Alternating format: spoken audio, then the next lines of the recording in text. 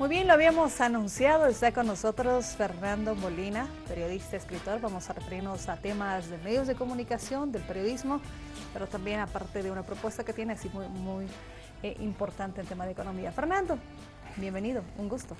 Hola, muchas gracias por invitarme a este canal. Es la primera vez que estoy y estoy muy contento. No Muchas será, gracias. no será la última. Bienvenido, Fernando. Tengo en Gracias, mis Julio. manos un folleto, él llama yo folleto, yo digo librito, que se llama El modelo económico de Bolivia y su inevitable fracaso.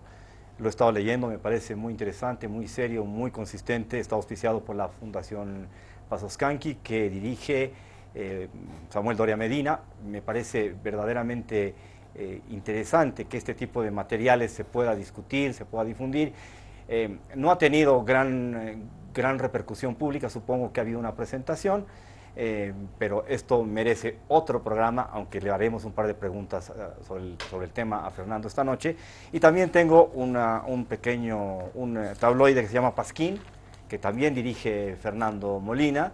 Me encanta el nombre porque se reivindica un nombre maltratado y vilipendiado, que utilizado además como mala palabra. Dice Pasquín, el semanario que sale una vez al mes en año bisiesto, es humorístico, es divertido, le pegan unos palos durísimos al presidente Evo Morales y también eso es divertido porque lo hacen con cierta gracia, con creatividad, con ingenio y todo lo que sea generación de debate, de análisis y de contrapunto de ideas siempre es bueno para la democracia, para la construcción de esta democracia que ya tiene 34 años con este año. Y que creo que no se va a quebrar así nomás. Vivimos, Fernando, un momento muy especial con los medios de comunicación. Me parece que hay una obsesividad con la figura de Evo Morales, me parece que hay una tendencia demasiado grande a personalizar los hechos en la figura de Evo Morales para criticarlo, para denostarlo, para descalificarlo, para decirle que es dictador, para decirle que es autoritario. Y ahora con el caso Camsé Zapata, bueno, eso se ha avivado muchísimo más, digamos que se ha proyectado a la N potencia con todo el desempeño que ha habido de creatividad en las redes sociales. ¿Tu percepción acerca de este primer tema? Bueno, yo creo que efectivamente hay, sobre todo en el periodismo de opinión, una cierta animosidad con el presidente, ¿no? Pero en cambio en las noticias yo diría que la evaluación es algo diferente hasta el caso que tú has mencionado, ¿no? Es decir, que Evo Morales, igual que en la calle, en los medios ha sido bastante popular para ser un presidente durante tan largo tiempo, ¿no? Se lo ha visto, yo creo, no hay estudios que conozca yo sobre eso, pero se lo ha visto sobre todo en noticias positivas, ¿no? Entregando cosas, inaugurando obras, tomando decisiones para el país que en general eran populares, etcétera. Entonces, las noticias han tenido otro comportamiento que la opinión, pero sí coincido en que el periodismo de opinión, no sé si porque el MAS mismo o está demasiado abstraído con el gobierno como para escribir, ¿no? Como para que sus cuadros, sus intelectuales escriban, o por esa relación difícil que ha habido siempre en este gobierno entre los medios y la gente del oficialismo. El MAS no se ha expresado con la misma contundencia en un equilibrio, digamos, con los opinadores, con los comentaristas opositores, ¿no? Entonces, si uno lee solamente la prensa de opinión, solamente los artículos de opinión, podría darse una imagen un poco diferente de la que realmente existe en la situación política. Ahora, eso cambia con el caso este de corrupción o de sospecha de corrupción, porque es la primera vez que el presidente se ve involucrado directamente, ¿no? Entonces se presenta ahí una noticia muy importante. Los periodistas, como es lógico, ustedes son también periodistas, saben que eso es lo que nos atrae, ¿no? La mala noticia, ¿no? El En el Sí, ¿qué es escándalo. fondo, ¿no? noticia, dice? El Sí, ¿Qué es escándalo. noticia? sí, el escándalo, la mala o la buena noticia, gestión? Dice. se vuelve muy importante porque, bueno, despierta el morbo de la gente, tiene muchos componentes que no creo que valga la pena repetir aquí. Pero digamos que es además una muestra de cierto descontento de las clases medias que también se ha expresado en el referendo, ¿no? Los periodistas somos gente de clase media, ¿no? y somos en general bastante seguidores de las olas, ¿no? Los periodistas son poco coherentes, digamos, somos más bien muy amantes de la gente y de lo que piensa, ¿no? Es por algo somos periodistas, ¿no? Vivimos entre gente, en el calor de la multitud. Entonces no es raro que la prensa gire, ¿no?, al vaivén de las clases medias, al vaivén de la política. Y sí ha habido un poco de desgaste en el gobierno, en las ciudades y sobre todo en los sectores intelectuales, profesionales. Entonces eso se ha expresado, digamos, con este caso, ¿no?, en el periodismo de los medios serios y por supuesto mucho más en las redes, que en las redes ahí están las clases medias, los jóvenes además que tienen más tendencia hacia el no por otras razones, y donde no hay, digamos, el escrúpulo periodístico que hay en los medios, ¿no? Quiero hacerte una pregunta muy puntual a propósito de todo lo que acabas de decir. Yo estoy atacado con este caballito de batalla que se llama periodismo independiente, que a nombre del periodismo independiente todo se hace como que incoloro, inodoro, asexuado, más o menos son unos ángeles que vienen de algún planeta extraño, los que nos visitan, nos poseen, y nosotros somos independientes y no tenemos vínculos ni con la historia, ni con la sociedad, ni con prácticamente nada. ¿Existe el periodismo independiente tal como lo plantea, por ejemplo, Raúl Peñaranda? Bueno, es una forma de decir, tenemos que ponernos de acuerdo en qué significa, ¿no? Yo lo llamo actitud cognoscitiva, que parece una cosa muy sofisticada, es muy sencilla en realidad. Es decir, aquí no cuenta tanto el resultado, porque como se dice siempre, el resultado está siempre contaminado por, o sea, el resultado, lo que sale finalmente publicado, ¿no?, está contaminado por nuestras percepciones, nuestras adhesiones, nuestro pasado, los intereses de nuestro canal o de nuestra visión del mundo. Nuestra visión del mundo, etc. Pero hay dos tipos de actitudes, es decir, cómo te aproximas tú a la realidad como periodista. Una actitud que es cognoscitiva, es decir, lo que intentas hacer es describir la realidad, ¿no? Y incluso tienes una serie de reglas que te exigen que esa aproximación cumpla ciertos parámetros mínimos de calidad, ¿no? Por ejemplo, yo he visto hace poco las noticias importantes que ustedes estaban destacando y he visto que los periodistas de tu canal están hablan con el alcalde Revilla y con el dirigente, ¿no es cierto? Ese es un parámetro de periodismo cognoscitivo, porque exige que no solamente hablemos con una de las partes, sino con las dos, por ejemplo, ¿no? Y hay varios otros asuntos que no son muy complicados, pero bueno, tienen su maña, digamos, y hay que aprenderlos en la universidad y en la práctica, ¿no? En cambio, hay otro tipo de periodismo, que es un periodismo más de tipo pragmático, es decir, lo que quiere es cambiar el mundo, ¿no?, a favor de una causa y que por lo tanto escoge la realidad de acuerdo a esas necesidades, ¿no? Es un periodismo, por ejemplo, político, un periodismo de partido, etcétera, ¿no? Entonces, en ese sentido hay periodismo independiente cuando tiene la actitud cognoscitiva, ¿no? Lo que no quiere decir que el resultado, y ahí está donde se presenta la confusión, sea, pues, como tú dices, angelical necesariamente, ¿no es cierto? Porque a pesar de que existen esos parámetros y esos mecanismos, por supuesto que se va a traslucir una tendencia, una visión y una cuestión. Pero ¿qué quiere el periódico realmente? ¿Quiere retratar? ¿Quiere contar la realidad? ¿O lo que pretende es cambiar el mundo, por ejemplo, avivar una causa ecológica, por ejemplo, por decir algo suave, ¿no? O interpelar al poder, que es... O interpelar al poder, o ser opositor, por ejemplo, ¿no es Pero cierto? además eso se ha visto de repente con más fuerza. Y digo de la siguiente forma, si usted habla del periodismo independiente, el más pragmático, que puede buscar sin que sea esto angelical, está bien identificarse como un periodista independiente, pero decir, yo hago política de esta forma, como cualquier medio tiene una línea editorial. Muestro la información equilibrada, pero hay una línea editorial en un medio. Pero eso no si es hablamos hacer del política, periodista, ¿no? el O sea, periodista hay una independiente puede hacer diferencia. lo mismo. Sí, hay una diferencia entre hacer política y expresar, digamos, las corrientes políticas, ¿no? Porque hacer política es justamente eso, es tratar de transformar la realidad. Y yo siempre pongo un ejemplo a mis alumnos, ¿no? Les digo, supongamos el caso de una contaminación de un río, ¿no? Entonces, va a haber muchos intereses pues vinculados a esa cuestión, ¿no es cierto? Va a haber el interés de la empresa que contaminó o supuestamente contaminó, que no quiere, por supuesto, ni oír hablar de eso, ¿no? Va a haber el interés de los ecologistas que van a querer hacer un escándalo sobre el tema, ¿no? Pero finalmente hay un laboratorio de química que puede sacar una muestra del agua, ¿no es cierto?, y determinar si el agua está contaminada o no. Entonces, si el periodista quiere, lo que quiere es encontrar la verdad, digamos, ¿no es cierto?, una aproximación a su verdad, sin duda va a recurrir a este expediente científico, digamos, para demostrar la contaminación del río, y por lo tanto podemos decir que su actitud es cognoscitiva, es de conocimiento, ¿no?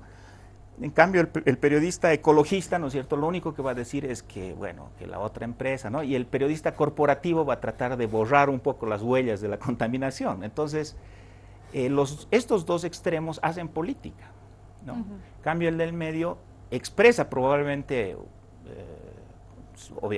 habrá votado por alguien, ¿no es cierto?, tendrá un pasado, no será recién nacido, pero tiene otro propósito, digamos que se abstiene de hacer política con el propósito de informar lo mejor posible a la gente. Entonces, yo les pongo otro ejemplo para terminar, de vigencia última, el referéndum, ¿no? Hemos visto a mucha gente pasar, yo mismo he pasado por las cámaras de televisión para hablar del referéndum, etcétera. Obviamente yo he votado por alguien, ¿no?, o por algo, por no el sí. Y sin embargo, he tratado de que en mis intervenciones, digamos, se refleje cierto sentido común acerca de lo que podía pasar, ¿no es cierto? O sea, me he abstenido. En cambio, ha habido otros colegas que directamente han hecho campaña por uno y otro. Entonces, ellos hacen política, otros hemos tratado de no hacer política, aunque eso no signifique que no hayamos votado por una u otra opción. Mira, Fernando, hacíamos una valoración, y voy a tomar en cuenta lo que dices, el tema de las fuentes que los medios están utilizando. Hace instantes decíamos, se utiliza mucho el tema de las redes sociales como fuente, y esto repercute ya sea en la prensa o la respuesta de las mismas autoridades, por un lado. Y por el otro, ese manejo informativo. Un claro ejemplo, la agencia de noticias Fides decía, se reúne el equipo jurídico para hablar del tema marítimo, equipo jurídico, y no participa Mesa. Leemos todo el artículo y solo está en el titular el no está Mesa. O sea, hay intencionalidades, efectivamente. ¿Por qué debería estar Mesa en el titular y en la reunión? Era una reunión organizada en La Haya, a la cabeza de Eduardo Rodríguez Belcé, con el viceministro Alurralde y el procurador Héctor Arce Saconeta. O sea, no correspondía que estuviera en esa reunión Carlos Mesa, pero ya el titular te está marcando una tendencia. Por algo ponen... En el título. Y más allá de eso, no encuentras a leer todo, no encuentras nada más. Está en el titular y no está en el texto. Pues porque luego la nota te explica simplemente el tema jurídico, es evidentemente jurídico, tiene que ver con la contramemoria, el escenario y todo aquello. Entonces, es el manejo que te decía y las mismas fuentes. Son dos elementos que se tienen que ver ahora en este tipo de informaciones. Bueno, yo no puedo defender este artículo, habría que invitarlos a los de ANF, ¿no es cierto? Para no, de hecho, pero claro, la lectura tuya nada más. Mi lectura es que a veces hay intencionalidad, por supuesto, y a veces también hay errores, ¿no? Es decir, se sobrecarga algunas cosas con la intención de hacer más interesante la noticia. Ya sabíamos en ese momento, por ejemplo, en este caso, que Mesa estaba en conflictos con el gobierno por una serie de cosas, y entonces la noticia era si Mesa seguía o no en la cuestión, ¿no? Entonces, también hay errores porque titulamos mal. Lo que tú dices es muy común, ¿no? O sea, tú lees un titular, ¿no?, y cuando ves la noticia resulta que no sustenta el titular, que es puro titular, como decimos en las salas de redacción, ¿no? Entonces, tenemos problemas en el periodismo, sin duda, porque no hay suficiente reflexión acerca de nuestro propio trabajo, porque las condiciones son muy adversas debido a las presiones que se reciben desde afuera, desde adentro, etcétera, y al mismo tiempo no tenemos suficientes recursos humanos. Ahora yo estoy viendo que, digamos, la gente de mi generación, como Julio, que es de mi generación, y Yo soy un poco mayorcito. Otros periodistas están volviendo a los medios, lo cual me alegra mucho. Estamos tratando de volver, yo por lo menos siempre intento. Y eso seguramente va a traducirse en una mayor comunicación entre nosotros y la generación tuya, por ejemplo, ¿no es cierto? Que te veo con mucho potencial para, digamos, construir juntos un mejor periodismo, ¿no? Pero hay muchos errores en el periodismo y a veces la susceptibilidad política lee esos errores en un sentido directamente condenatorio, ¿no es cierto? Nos está queriendo arruinar. Por ejemplo, los ataques que hubo contra Página 7 de parte del gobierno se debieron a errores en algunos casos y nadie les puede convencer a los del gobierno que han sido errores, ¿no? Entonces, porque el periodismo es muy falible, es muy difícil de hacer, ¿no? Todo el tiempo estamos emitiendo opiniones en unas condiciones de tiempo muy pequeñas, claro, entonces ¿cuántas noticias cometemos bastantes errores y lo que tenemos que saber hacer es reconocer también. Y debería haber más espacios de debate, ¿no? Por ejemplo, si existe esta noticia, ¿no? Y que está mal titulada, entonces algún lugar donde podamos debatir este tipo de cosas sin animadversión, ¿no? Sin ponernos de un lado y el otro en sentido así combativo, ¿no? Te pongo un ejemplo bien concreto, justamente producido hoy. El subeditorial, precisamente de Página 7, dice, el título es Una comisión sin sentido. Habla de la comisión parlamentaria que está investigando el tema CAMSE. En el último párrafo dice, antes de que sea demasiado tarde en este fraude llamado comisión multipartidaria, entre comillas, sus miembros opositores deberían denunciar, o sea, da consejos a los opositores, debería denunciar estas falsedades y renunciar a ser parte de esa estafa. Fraude, falsedades, estafa. Si no lo hacen, serán cómplices de unas conclusiones mentirosas. Tu comentario, por favor, Fernando. Bueno, es una opinión.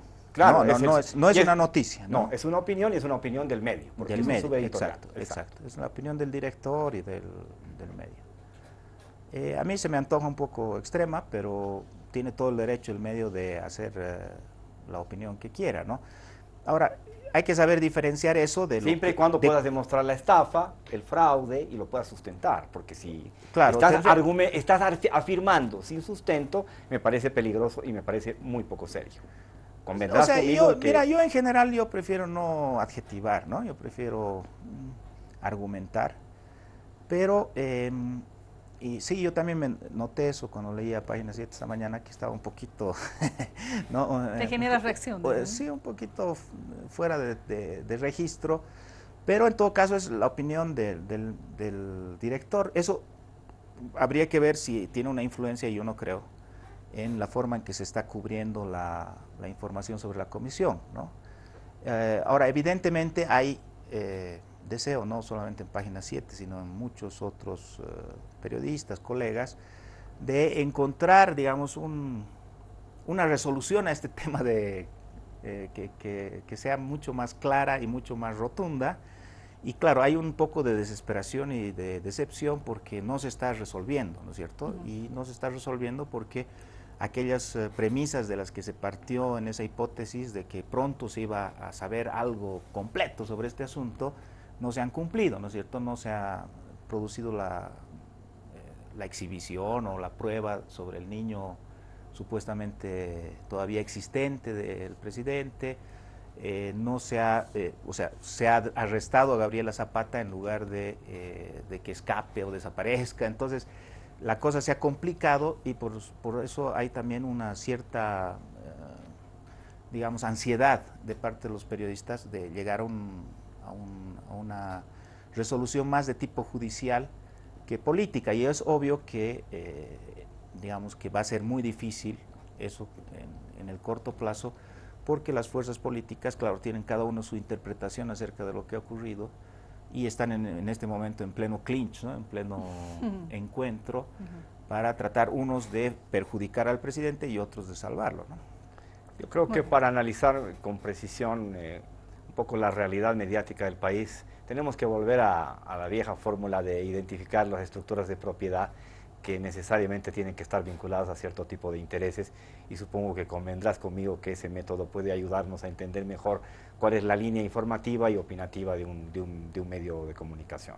Están en su derecho, Pero por además. ejemplo, en el caso de Página 7 te encontrarías con una sorpresa, ¿no? Porque no se trata de grandes capitales transnacionales o algo así, ¿no?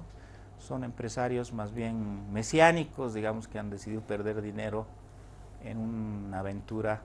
Pero con algunas figuras vinculadas a momentos políticos muy concretos, como el señor Saravia, que participó activamente del proceso de capitalización, y no será un millonario, un potentado, claro, no es será un un gran ejecutivo, propietario, es un ejecutivo, pero ¿no? seguramente estará bañado de una ideología y de una mirada que hace que eso Página no, 7 sea lo que es. Eso no dudo, Julio, ¿no? Porque no hay para qué. No, ahora, es una ideología legal, es una ideología No, por parte, supuesto, como tú mismo no, has dicho, es parte de la democracia. Por supuesto. Pero no es que se trate de intereses que, o sea, de personas que tengan negocios que con Página 7 se sientan más protegidos, o más bien al contrario, ¿no es cierto? Claro, no es Clarín, no es Clarín, exacto, Página 7, no es Clarín. Claro. Si se hubieran retirado de la escena pública, tal vez le estarían pasando mejor, ¿no? Pero se arriesgan, pierden plata y lo hacen por, digamos, porque obviamente tienen sus ideas, ¿no es cierto? Y quieren expresarlas, y quieren que haya un espacio de expresión, pero yo no diría, y más bien lo dudaría, ¿no es cierto?, que hay una línea de transmisión entre los dueños de Página 7 y los periodistas, ¿no? Lo que sí se puede ver claramente es que ha habido una polarización contra Página 7 creada por la historia de Página 7, ¿no? Y entonces un poco lo que hace el periódico Página 7 se explica también por su historia, como todos nosotros nos explicamos por nuestra historia, ¿no? Entonces ha habido muchas peleas, muchos conflictos, hay poca información para este periódico, hay cero publicidad, entonces, etcétera, ¿no? Dice Bien. Julio una pregunta. Sí, no, más. antes de Vamos cerrar, yo no cerrando, puedo ser... tiene que ver con el libro, adelante. No puedo ser descortés con Fernando.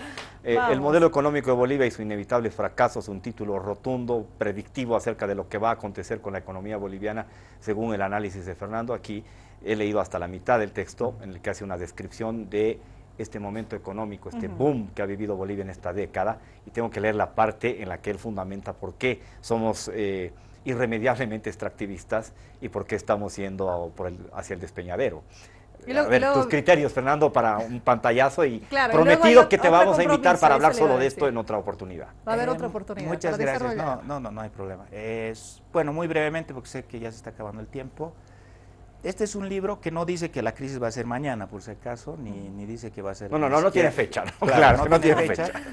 Pero lo que sí dice es que estamos viviendo una situación que se llama enfermedad holandesa, que algún día les voy a explicar con detenimiento, pero que en pocas quiere decir recibir mucha plata. Es la enfermedad del heredero, ¿no? De la que hemos hablado varias veces en este tiempo. El daño viene por exceso. Exacto. O sea, ¿qué pasa si ahorita, Julio, te llegan 100 millones de dólares, digamos, ¿no? Entonces, yo creo, no sé si me equivoco, pero que tú no sabes de bonos, no sabes de swaps, de shorts, etcétera. No. Entonces, ¿qué haces con tus 100 millones de dólares o 150 millones de dólares? Comprarme libros, ir al cine. Exacto.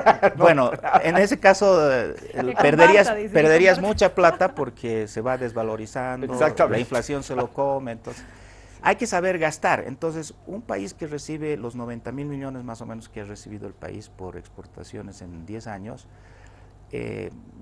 tiene que tener la capacidad de gastar de una manera que sea capaz de diversificar por un lado y de potenciar su economía. Entonces, ahí está la discusión del libro, justamente en la imposibilidad, que no tiene que ver con las políticas públicas, sino con la mera imposibilidad natural, ¿no es cierto?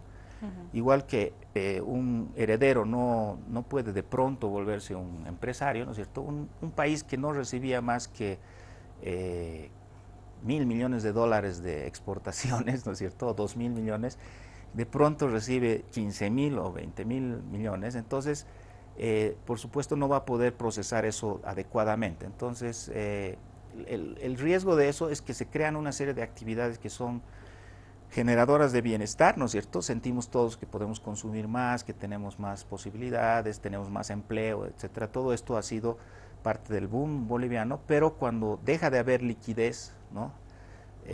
Por ejemplo, cuando caen los precios, entonces, ¿qué haces, no? Entonces yo lo dejo ahí para un Y una futuro. última- viene continuará. Y una Vamos. última complementaria que es importante. Ayer el vicepresidente ha trazado las líneas maestras del programa económico hacia 2019. Ha hablado de primero crecimiento, después inclusión, después redistribución y justamente el gran desafío, industrialización. ¿Tú crees que en 4 años vamos a vislumbrar algunas políticas que nos permitan palpar de manera fehaciente, objetiva, que la industrialización, aunque sea incipiente, aunque sea digamos en términos muy iniciales, no pueda producirse, o definitivamente tu escepticismo no tiene remedio? Te voy a sorprender. Yo creo que es más probable ahora que antes. ¿Por qué? Porque cuando estábamos súper bien y nos llegaba o sea, cuando nos llegaba un precio del gas, nos beneficiaba un precio del gas de $10 el BTU, nadie piensa en industrializar, en diversificar. Cuando viene la crisis, y eso lo podemos ver a lo largo de la historia de Bolivia, ¿no es cierto? ¿Cuándo es cuando hay más diversificación? En los momentos en que no hay recursos naturales o los recursos naturales están baratos.